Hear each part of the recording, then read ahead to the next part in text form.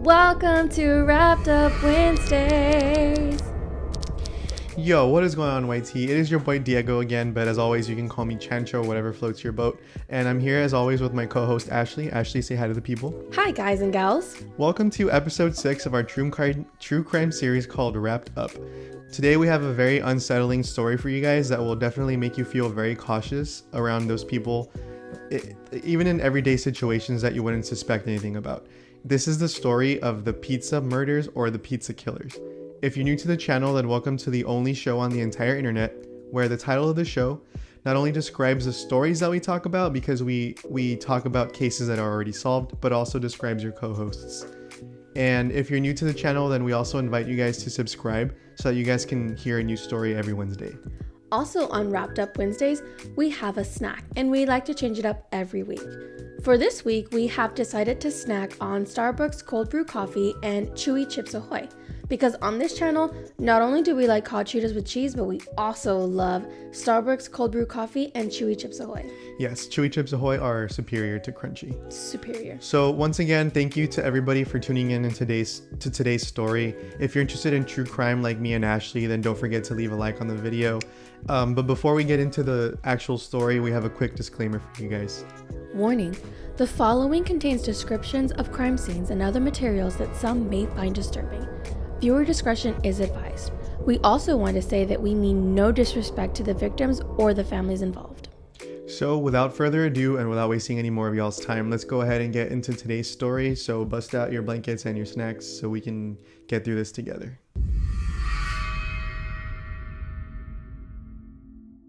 So as I mentioned during our intro, today's story is about the pizza killers. So today we're going to talk a little bit in chapter 1 about their background. Jason Arthur Vreeland was born on September 5th, 1979, and he tended to move around a lot during his childhood, and it was reported that he tended to be bullied at school. Now, before we proceed any further, we do want to say that we don't want to say that the reason he committed the filthy acts that he did was because of his background, just something that we want to point out in the story. So at the age of 14, Jason began to use drugs in order so that he could fit in the new schools that he was going to. And he also found out that the druggies were nice to him and they didn't want to fight him for being new. And Thomas Joseph Koskovich, so Jason is one of the murderers, and Thomas Joseph Koskovich is the other. He was born on May 6, 1978, and at a young age, both of his parents abandoned him and left him with his grandmother Bertha. So as you can see, both of the boys that would eventually turn out to be the murderers in today's story, they did come from a troubled background. But once again, we want to say we're not going to give this as a reason for what they did. Yeah, like it's not an excuse. No. So Bertha had an addiction to painkillers and alcohol, and she had a gambling problem as well. So Thomas spent most of his time with his uncle Leonard, who was described as a career criminal. So again, we see his troubled past here. Thomas began using drugs at a really young age with his uncle, and he even began stealing painkillers from his grandma Bertha. So Jason and Thomas met at Sussex County Vocational Technical School a couple of months that was prior to the murders. And 11 days before April 19th, 1997, the Franklin police began investigating a robbery at Adventure Sports, a sports store.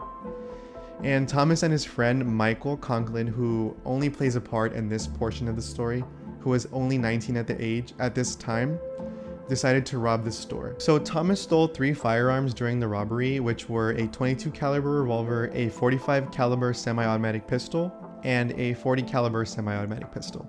So Michael waited in the car for Thomas to finish so that they could drive away. In other words, he was their getaway driver.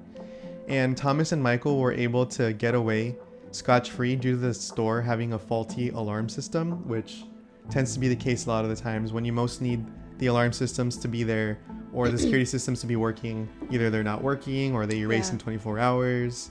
Surveillance like cameras faulty, or like the door, something always happens that they're able to get away for like a day or 2. Right. They always get caught, but it always happens like that. Right. Or sometimes they get away. Right. So after robbing these 3 guns, their plan was to sell the guns in order to purchase cocaine. And then once they got that cocaine from selling the guns, they would then sell the cocaine and make a bigger profit. So they were basically, what do they call it? Scalping, basically, where you get something and then you sell it for a profit. So in the original plan, all these 3 boys agreed that they would also rob 2 pizza delivery guys. So Thomas began talking about murdering these pizza delivery guys. This is something that they just came up with, and a spur of the moment. Right, it's a spur of the moment type of crime. Like, they started off with like something small or something that didn't really harm somebody else, as in a robbery, but it almost feels like that didn't like... Right, because they first start off with like the original plan was to get the guns, sell it, buy cocaine, from that cocaine make a bigger profit. And then somehow they were like, this is not enough. Why don't we use the guns to kill someone? It was almost like a gateway crime, right? Like right. Some do robbery, but next thing they're like, oh, what do I want to do next? Let's go for exciting? A murder, right? Right. I mean, not saying that selling the guns and buying cocaine isn't bad, because it is. Right. That's still a crime regardless. That compared to killing somebody is very different. So Thomas then begins talking about murdering the pizza delivery guys that they planned on robbing. And Michael asks Thomas, why are we choosing pizza delivery men? To which Thomas then responds with, well, they're easy targets, and I just want to see what killing someone feels for the thrill of it. In other words, he was looking to perform a thrill kill. If you guys want to check out our other thrill kill video on Kimberly Cates, that's also on our channel. I'll link it down below. So shortly after this confession, Michael states that he wanted to be no part of the murder. So Michael, again, to recap, was the guy that served basically as an accessory, as a getaway driver, and once he heard that they wanted to take it to the next level and perform a murder on the pizza delivery guys, that's when he chose to back out. Mm-hmm. Again, not excuse, because he still participated in a crime, but once he heard they were going to do the murder, he was like, all right, that's as far as I go. Right. I mean, he still committed robbery. Right. But as far as murder is concerned, that was like crossing the line for him. Right. So now that we went over some of the past and some of the background of the murderers, we want to also go ahead and give some of the past and background on some of the pizza workers that unfortunately got murdered in today's story in chapter 2.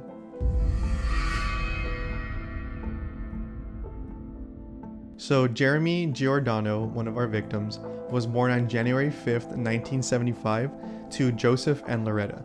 He graduated from Wallkill Valley High School in 1994.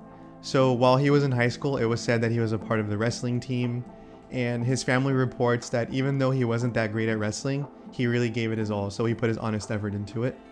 And Jeremy's mother, Loretta, reported that Jeremy took care of his family and even helped us if money was short.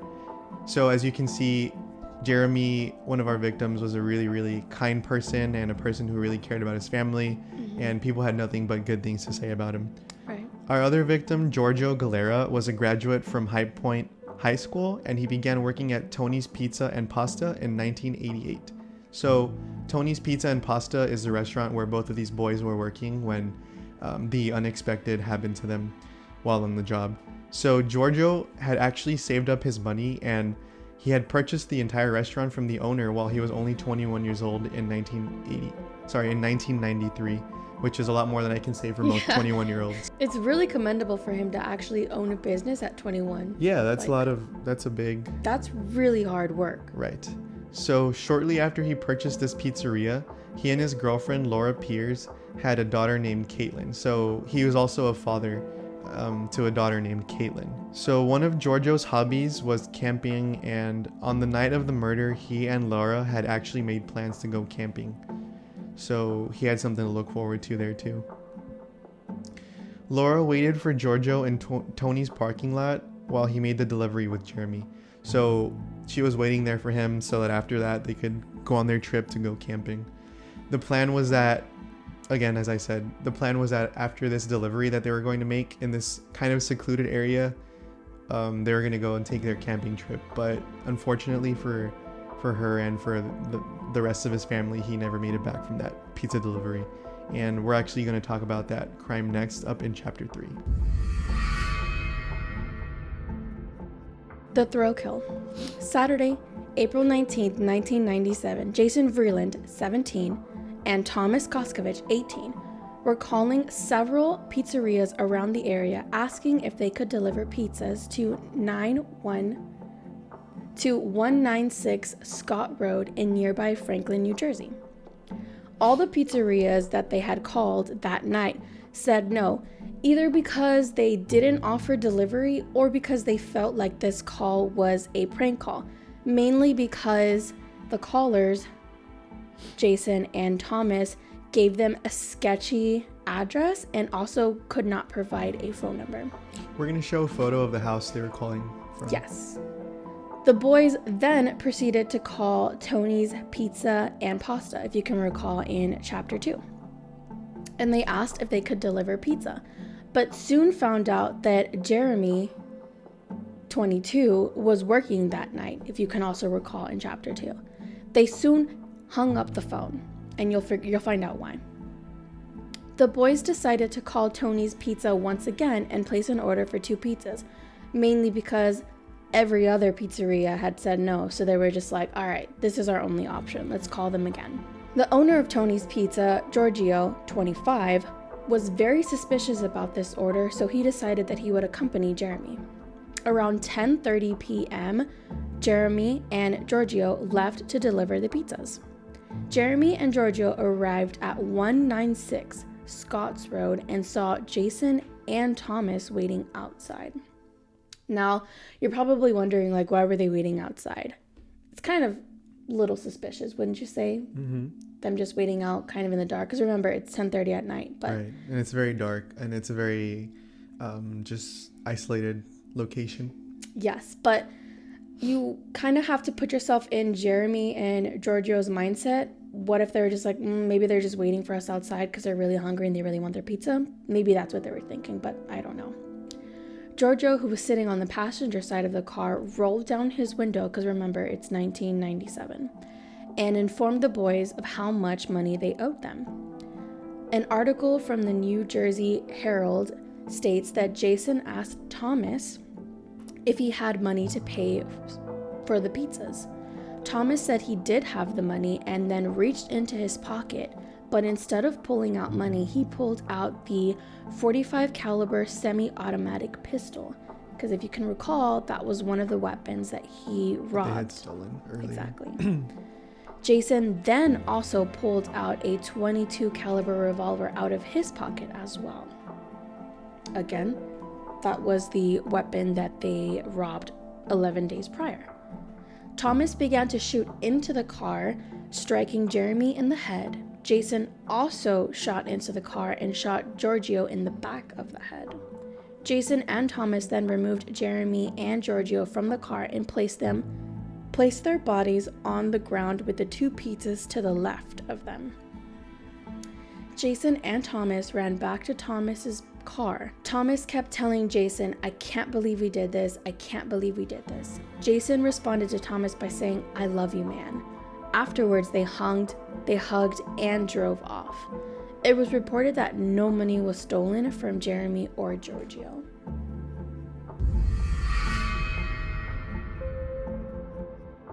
Chapter 4, Caught.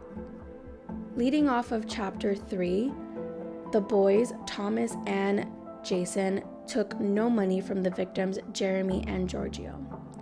According to the New Jersey Herald, an investigation into the murder of Jeremy and Giorgio began on April 20th, 1997, exactly one day after the murders, when police received a call from one of Thomas's friends, Christine Slater. In the 1997 article, A Deadly Late Night Delivery, they reported that Christine Slater contacted police and informed them that Thomas had told her he always wanted to kill a pizza delivery person. Police received another tip from a Scott Road resident and told him that they saw Thomas's car the night before April 19th. Police were able to trace the call that Tony's Pizza and Pasta received from Jason and Thomas.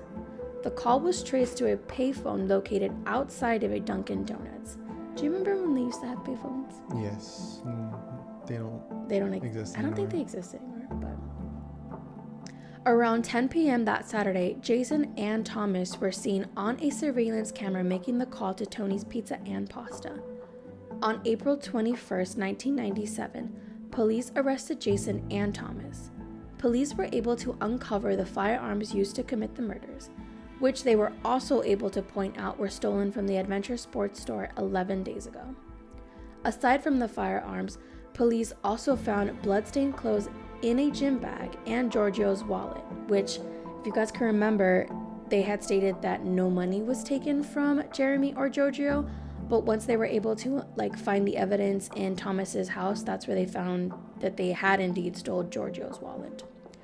During the investigation, the Herald reported that Thomas confessed to the murders while Jason claimed that he didn't kill anyone, but instead shot at the dashboard. Not that makes it any better, right? If you're shooting into a car knowing there's people in there, regardless of what you're shooting at, you know you're putting someone's life in danger. Right. So I don't know what he's trying to get at there. Yeah, he's in a way trying to claim innocence, that his Right. gun didn't kill anybody, but he thought... If you're shooting at the dashboard and you know people are in there, then you're trying to hurt somebody. Jason claimed that he wanted to prove his friendship to Thomas, but he didn't want to kill anybody. Jason also claimed that even though he and Thomas thought they would never go through with the murders, he wanted to somehow know what it felt like to kill somebody. They both did, actually, which, I don't know. That's kind of crazy. Jason recalls eating at Tony's Pizza and Pasta growing up and even knew Jeremy. On the night of the murder, if you can recall, Jason and Thomas called Tony's Pizza and Pasta and found that Jeremy was working that night. This caused Jason to hang up the phone because he knew Jeremy. We had to bring that back. Since Tony's Pizza and Pasta was the only restaurant willing to deliver, they decided to go through with the plan despite Jason knowing Jeremy. Which is crazy, right? Because, they knew each other, and even then he was kind of like, all right, The craziest thing, of course, also is that his plan was to commit a thrill kill and kind of randomly call around at pizza delivery guys. All he really cared about was whether or not they were pizza delivery guys, and it just so happened that the company or the pizza delivery place that he ended up taking victims from was actually somebody that he knew. Right.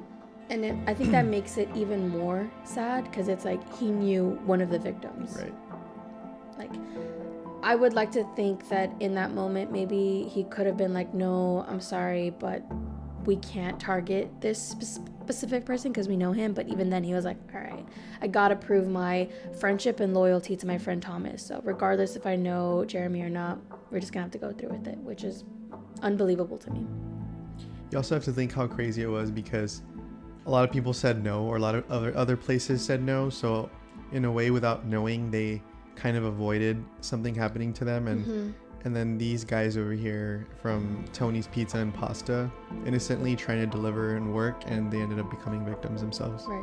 Which in hindsight, so many things can be done in hindsight, but once again, so sorry for the victims. They were honestly just trying to make an honest living. And unfortunately, there's horrible people out there. Oh yeah, there's a lot of horrible people out there. Thomas was found guilty on April 23rd, 1997 of 2 counts of murder and 1 count of robbery. Thomas was initially sentenced to death on May 7th, 1999, but in 2001, the Supreme Court changed it to life in prison.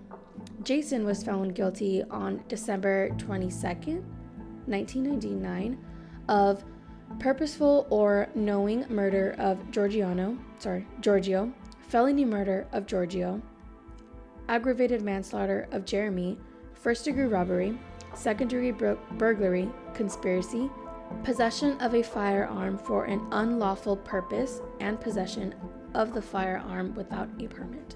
Since Jason was 17 and a minor, the courts couldn't seek a death penalty. Instead, he received a life sentence. Jason will be eligible for parole on October 14th, 2044, at the age of 65.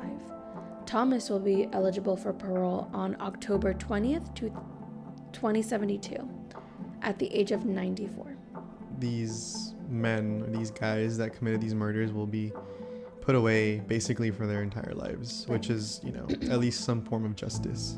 Right. And because the crimes were committed when Jason was 17 and when Thomas was 18, and they won't be getting out until 65 and 94, so... It's safe to say Thomas will probably die in jail, and Right. Jason, who knows? A lot of things Maybe he can suffers happen. the same fate, but Right. because Jason was still underage at the time, he received the lesser of the sentences, even though 17 is basically old enough. You're almost 18, but because of the age thing, he received a lesser sentence. So, Right. But yeah, this takes us into chapter 5, the impact of the murders. So David Laoiza, I'm sorry if I messed up that name, but he wrote a book called The Pizza Killers Just for the Thrill of It. And in this book, Jeremy's mother, Loretta, states that after Jeremy's death, our family members were separated emotionally. And she also states that some of the family members never came to term with Jeremy's death. And this is just one of the repercussions that happens when somebody gets killed in cold blood. And as far as Giorgio, his daughter Caitlin, who at the time of the murder was only 4 years old, stated in the book that, "I think about this every day and this haunts my life. I know I have to move forward, but it's hard when every day I wonder what life would be like if my daddy was here." So here we see the impact that these innocent men and their passing away caused to their families. 20 years after the murder, the First Baptist Church of Sussex held a service in remembrance of their deaths, since Jeremy was a longtime member of the church. And Michael, if you remember, who was the guy who was the getaway driver from the robbery when they stole those guns, was convicted of stealing the handguns used to commit the murder. So he was also ordered to pay $100,000 to the victims' families. And we're not sure how many years, or if Michael served in prison, or if he was ever released. And that wraps up today's story. The two murderers who committed this heinous crime got put away basically for life, and even though there's no way of bringing back the victims, and it's something that their families have to struggle with basically for the rest of their lives with their loss, at least the killers were caught and they got some sort of closure and some sort of justice. Right. I mean, obviously we would have loved to have Jeremy and Giorgio here, spending time with their families, Giorgio being a father, being able to raise his daughter Caitlin. And our hearts go out for Jeremy's mother, Loretta, because when she said that some of the family members weren't able to move on from Jeremy's death, we can sympathize because it was senseless. Nobody in their right minds thought that on April 19th, her son was going to be murdered. So one of the saddest things is that Jeremy and Giorgio, they were just trying to do their job, and a lot of us, we don't really think about what can happen to us when we're out in our jobs, but delivering pizzas, if you think about it, can be kind of a scary job. You're going up to random strangers' houses and trusting that all you're doing there is to do your job, deliver the pizzas, go back home. You're not expecting something. These two sick guys that were only teenagers at the time, they wanted to commit this crime just for the thrill of it and didn't even care about the repercussions that it would cause. And to two unsuspecting victims, I mean, they just lost their life just because these guys decided that they wanted to have fun and kill somebody according to them. So it's a very, very tragic and sad story to hear about. Because Jeremy and Giorgio were known in their community for being super honest, kind workers, humbled at that, and then they died because they were doing their job. Yeah, this should never happen. It doesn't sit right with me, right? No, it does not. Considering that Jeremy was only 22 years old and Giorgio was only 25, like right. Our viewers are 22 and 25. Can you imagine? Like, no, like you're still figuring out your situation in life. You're still growing. You're still learning. You're making memories as you go, and then it gets cut short because a 17-year-old and an 18-year-old just want to know what it feels like to kill somebody. No, I don't like that. No, not at all. And then it hurts as a mom because I have a son, and like if something happened to me or him, I'd be devastated. But for Caitlin, like being only 4 years old and losing your dad, like yeah, that's just a pain that you don't know unless you're in that situation. Right. And I sympathize, and I'm so sorry that happened to you. So we want to thank you guys again for tuning in to today's episode, and we want to invite you guys, if you're new here or if you're a recurring viewer who hasn't subscribed yet, go ahead and subscribe, because we talk about true crime stories every Wednesday, or at least try to talk about every Wednesday. Sometimes we miss. We do have busy lives. We also want to add, if there's a story out there that like the mainstream people or like podcasts that you guys listen to, if they haven't reported on a story and you want for us to like kind of talk about it, then let us know. Right. If there's any stories, like Ashley said, we tried to stick away from the ones that have multiple documentaries and shows and all that stuff about. These stories are usually stories that Ashley and I would talk about amongst each other either way. We just get in front of the camera to talk about with you guys and share the stories with you guys. Yeah. And without further ado, guys, that closes today's episode. Thank you guys for tuning in one more time, and we'll see you guys in the next episode. Peace. Bye. Bye.